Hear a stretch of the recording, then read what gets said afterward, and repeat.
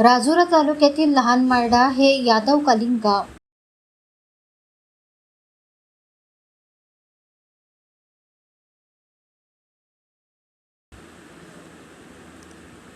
राजुरा तालुक्यातील वर्धा नदीकाठी वसलेले लहान मारडा हे गाव गोंडकालीन काळापेक्षाही प्राचीन असून येथे यादवकालीन शिवलिंग, शिवपार्वती, गणपती आणि वाघोबाची मूर्ती आढळून आली आहे, अशी माहिती पुरातत्व अभ्यासक प्राध्यापक सुरेश चोपणे यांनी दिली.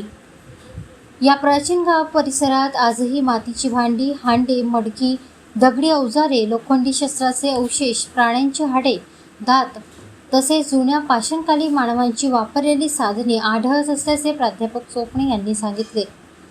2 दिवसांपूर्वी निवृत्त शिक्षक विजय टोंगे यांनी प्राध्यापक सुरेश चोपणे यांना इतिहास अभ्यासासाठी निमंत्रित केले होते. यावेळी दिलीप उरकडे हेही उपस्थित होते.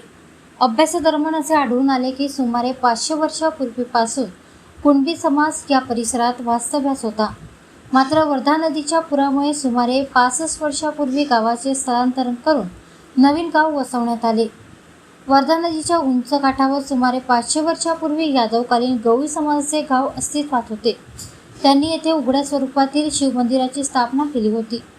वणी व राजुरा तालुक्यातील अनेक ठिकाणी 25,000 ते 5,000 वर्षांपूर्वी वास्तव्य करणाऱ्या मानवांनी वापरलेली दगडी अवजारे सापडली आहेत. या प्रदेशात गोंडकालीन काळापेक्षाही प्राचीन सातवाहन, वाकाटक आणि यादवकालीन वस्ती स्थळांचे अवशेष आढळतात. या सर्व स्थळांच्या संशोधनासाठी प्रयत्न सुरू असून ग्रामीण भागातील नागरिकांनी जुन्या गावांची, मंदिरांची तसेच ऐतिहासिक स्थळांची माहिती उपलब्ध करून द्यावी, असे आवाहन प्राध्यापक सुरेश चोपणे यांनी केले आहे.